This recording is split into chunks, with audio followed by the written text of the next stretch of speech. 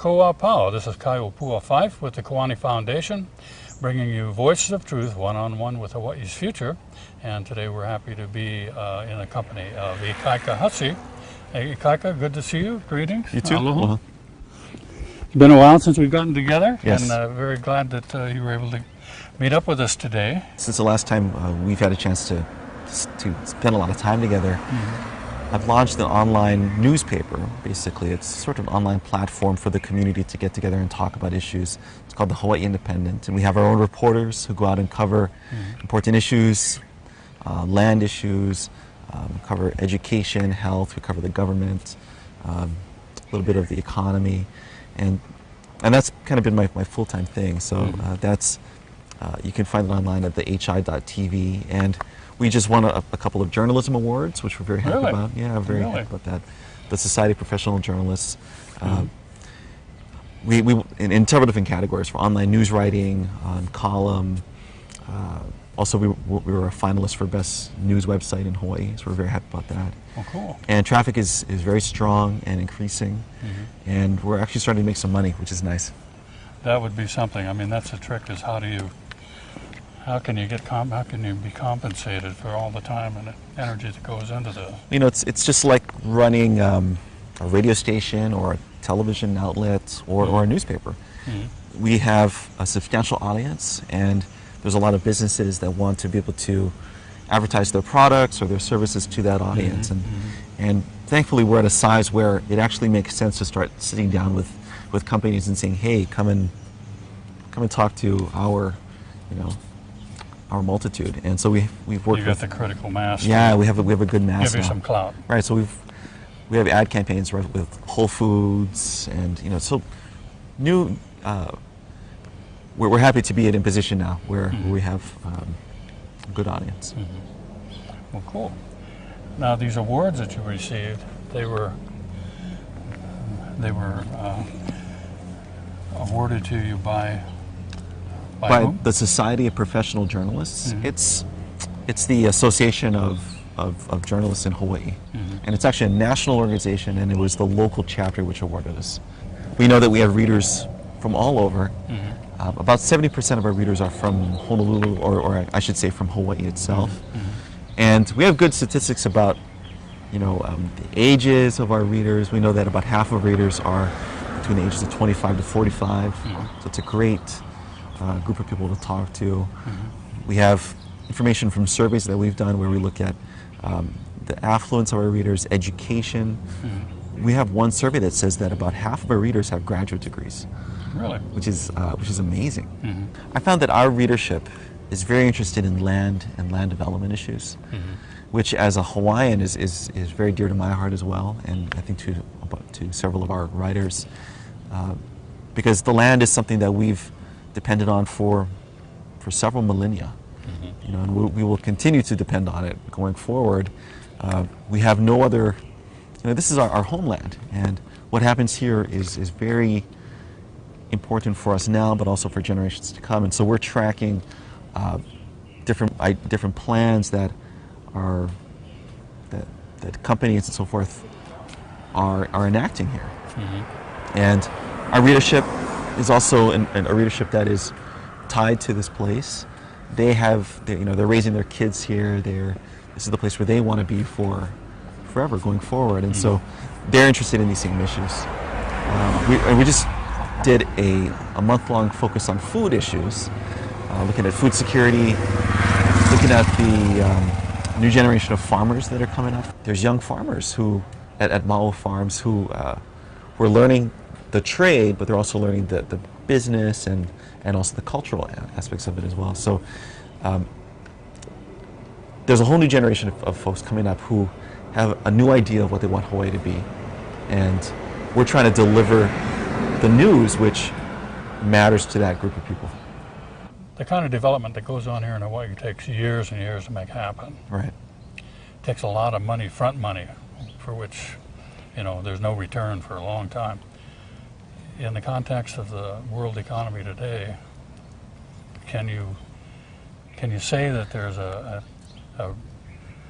diminution or a reduction in interest or intent of some of these plans that have been on the boards for years?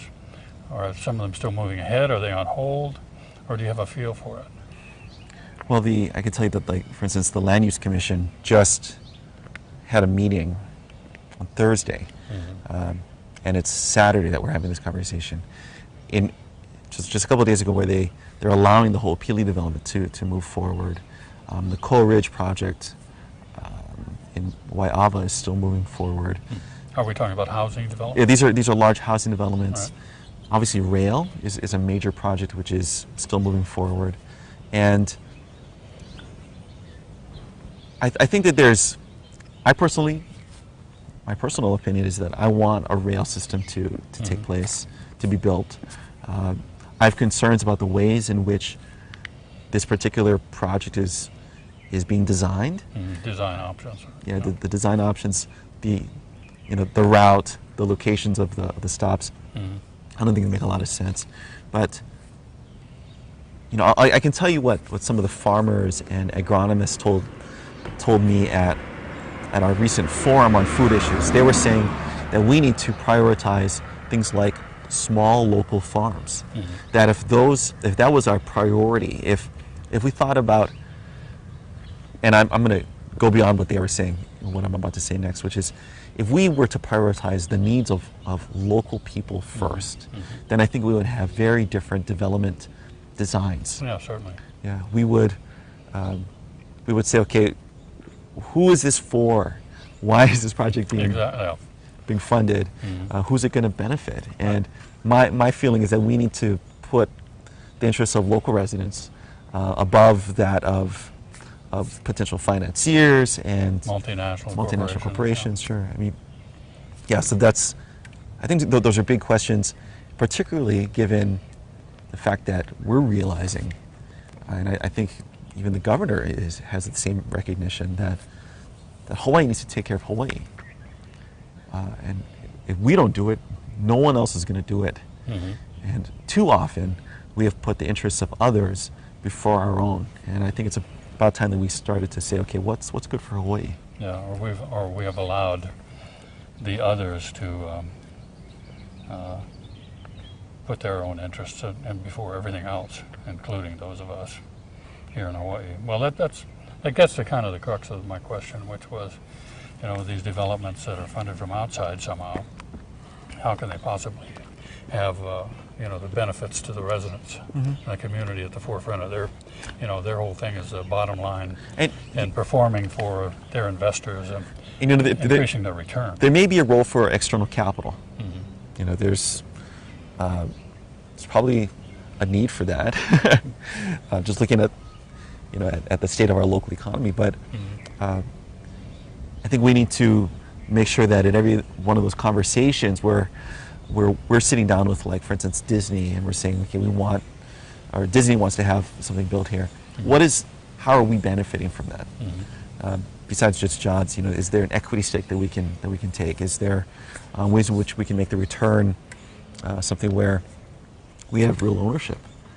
And how do we develop clout at the table? Right. How do we do that?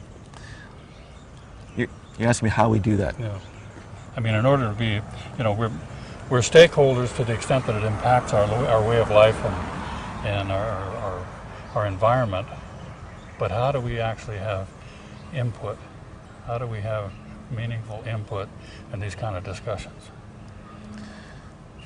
I think part of it is asserting a sense of ownership and holding the line, so that if you're going to go and sit down with somebody, if I'm going to sit down with somebody, that we're both communicating to each other that we want to maintain this position,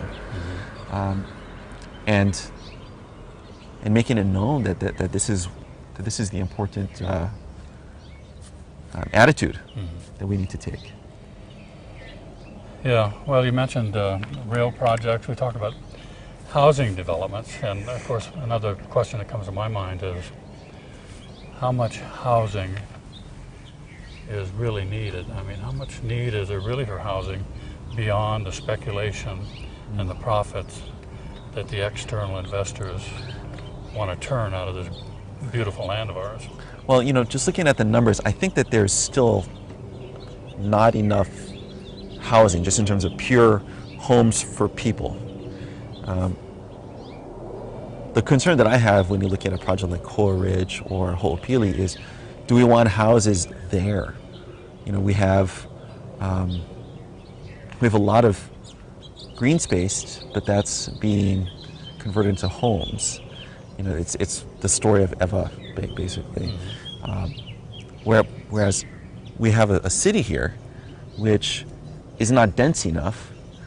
My position is that we need to actually make the city more dense, build more homes vertically in Honolulu itself, and preserve agriculture as a viable option.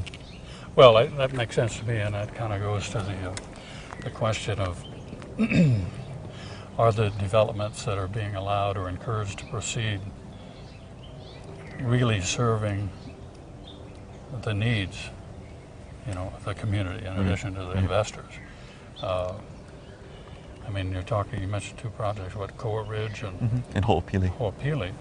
And so what are we talking about as far as what segment of the population is going to be inhabiting, purchasing, and buying these places?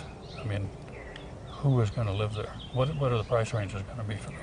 You talked also about rail system, and I agree there needs to be some provision for mass transit. I also have issues with the designs and the proposed, some of the alignments and so forth.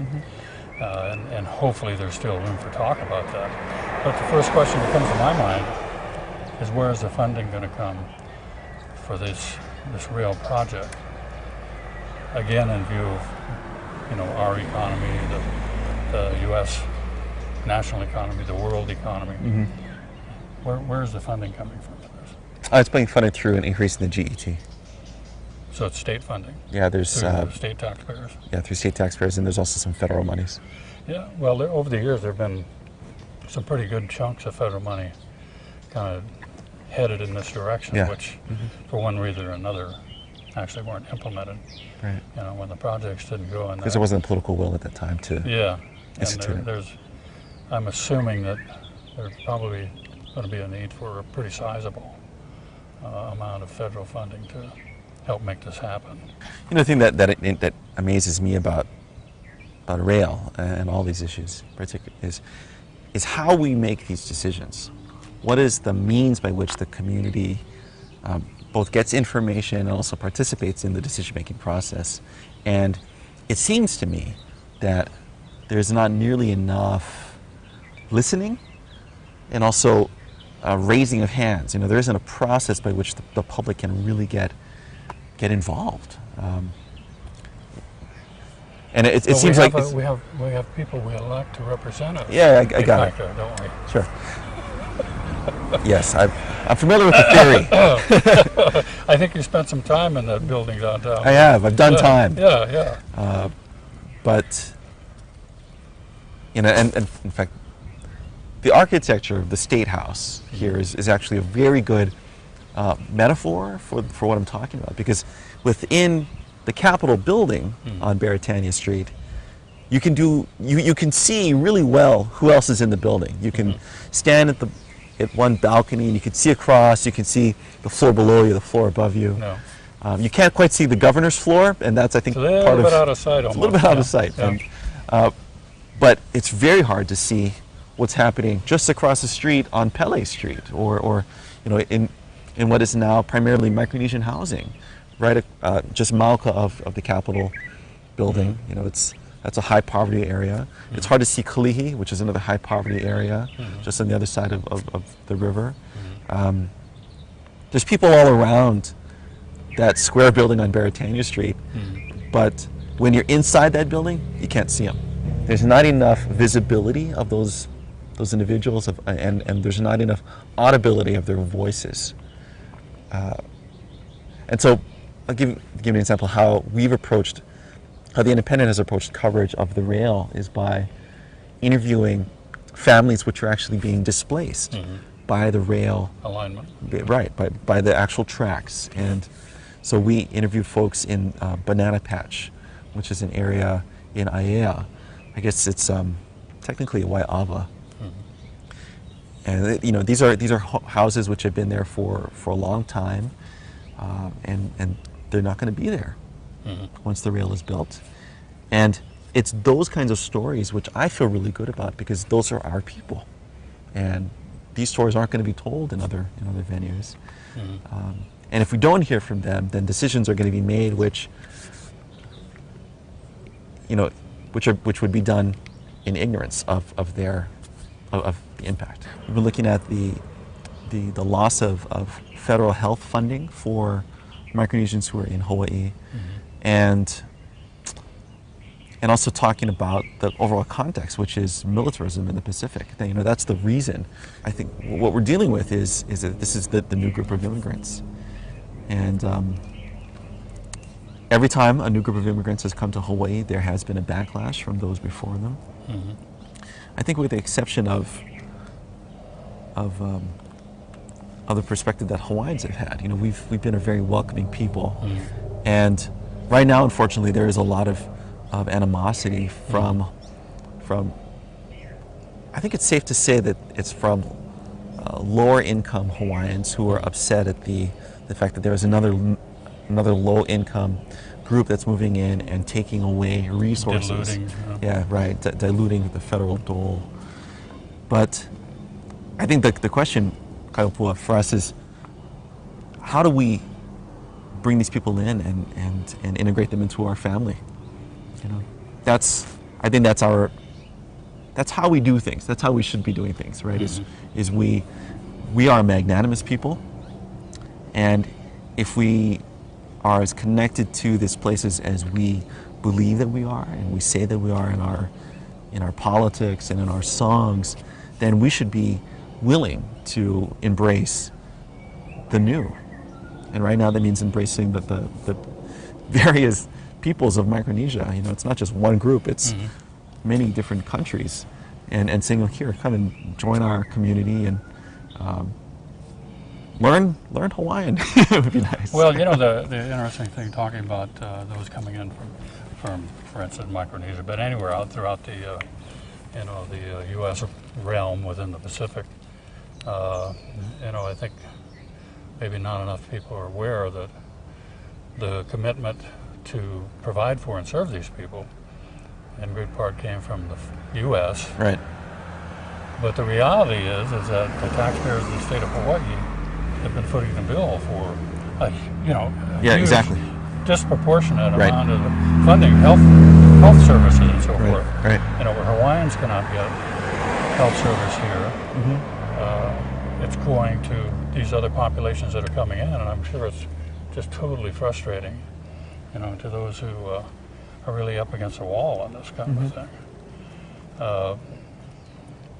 The fact that the U.S. said, we'll take care of you, come get your medical needs taken care of in Hawaii. And they're going to pay for it. And who pays for it? You know, the state of Hawaii, the taxpayers. So, you know, there's lots of reason for frustration. Sure. And it's easy to understand why it's hard to be welcoming and embracing of all, you know, when you're really in a tight situation yourself. Right. When you've got kids who need food, need clothing, need rubber slippers on their feet. It's a tough role to hoe, especially for those who are least capable of dealing with it. Right. And so, you know, I understand it's incumbent upon, it's a kuleana of the community to somehow address this. And I think you've stated that well. The question is, how do we do it? And it gets back again to those that we've elected who show up in our communities outside that square building. Only when it's time for election, you know, and how responsive they are to the will, you know, of their constituents. Right. So I don't know. It's a quandary that's been going on. Well, you know, I've stopped believing in the. I ran for the state house in 2000, and I realized that a new legislator would have to abide by the wishes of their seniors for years, decades, until they have enough power within that square building for it to matter. You have to become one of them. Yeah. In every sense of the word. So as a result in order to survive from one day to the next. Yeah, sure. Yes. And as a result of that realization, I decided, well, I'm just not going to do that. Let's do this other thing. Let's focus on community organizing. Let's try to amplify the voices of the people. And, let's hold a mic up to them and see what are they saying. How can we, force those guys to listen? How do we tune them into this? Yeah. So I think we just got to keep doing that. And that's it's kind of like bootstrap. You got to pull yourself up by your own bootstraps. But I remember having a political science professor who was very involved, very vocal in community politics as from the outside. And he was so right on, and I mean, he knew the issues, he knew what was going on, he had a clear vision of what he felt should be done. And so people were constantly saying, why don't you run for office so that you can help correct these situations? You're so good at it. He said, if I run for office, he said, I'm going to become one of them. and then he said, I will no longer be true to myself. So, it's what you say is that, you're probably more effective from the outside.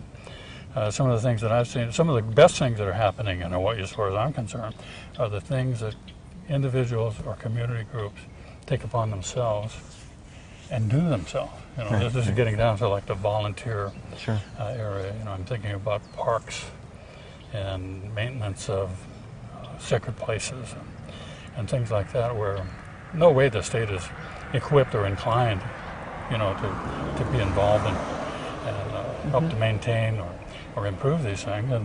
And so what does it mean? I mean, someone has to take it upon themselves to just do it. Right.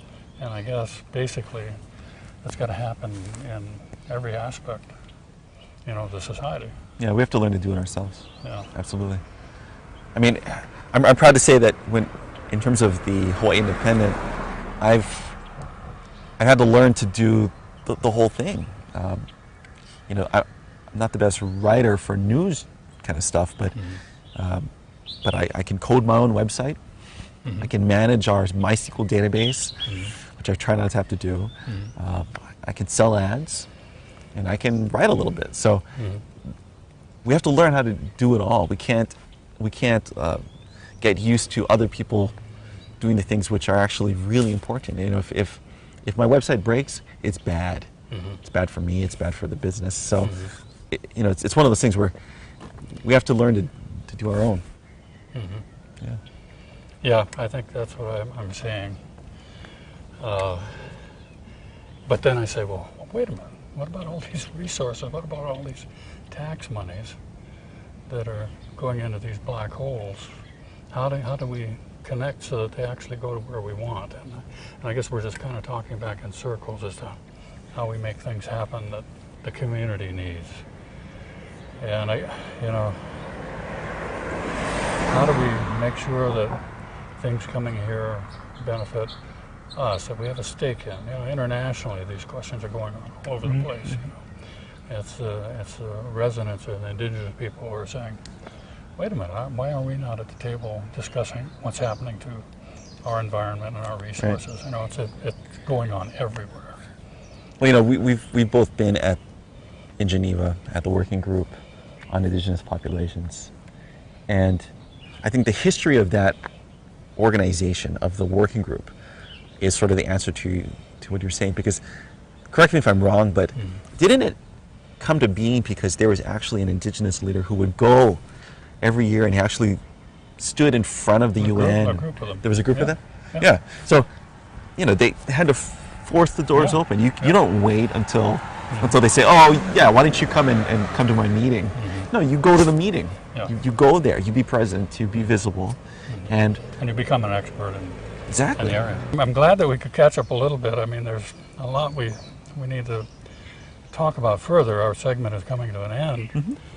And we'll have to do this more often, touch bases. I'm going to have to make time to get on and take a look at what you're doing, what you're stirring up or discussing, right, or proposing solutions for. But thanks again, mahalo nui, for being with us. Thank you. Keep up the good work. Thank you, you too. And keep up the positive attitude. I need a little work in that department sometimes. And anyway, for those of you out here watching, once again, I'm Kaihupua Fife with the Kiwani Foundation, Voices of Truth One-on-One with Hawaii's Future, brought to you by the Free Hawaii Broadcasting Network. Hui ho until next time.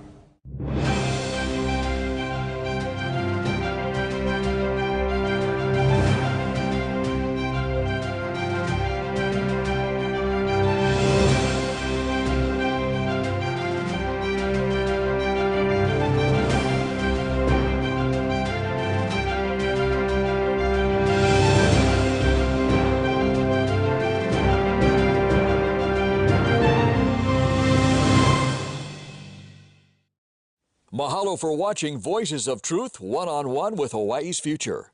Watch us on the web 24/7 at voicesoftruthtv.com. You'll find all our shows, including this one, in case you want to see it again or share it with family and friends. Also view our weekly video commentaries at freehawaiitv.com. And check out our blog, published daily, at freehawaii.info. It's all part of the Free Hawaii Broadcasting Network.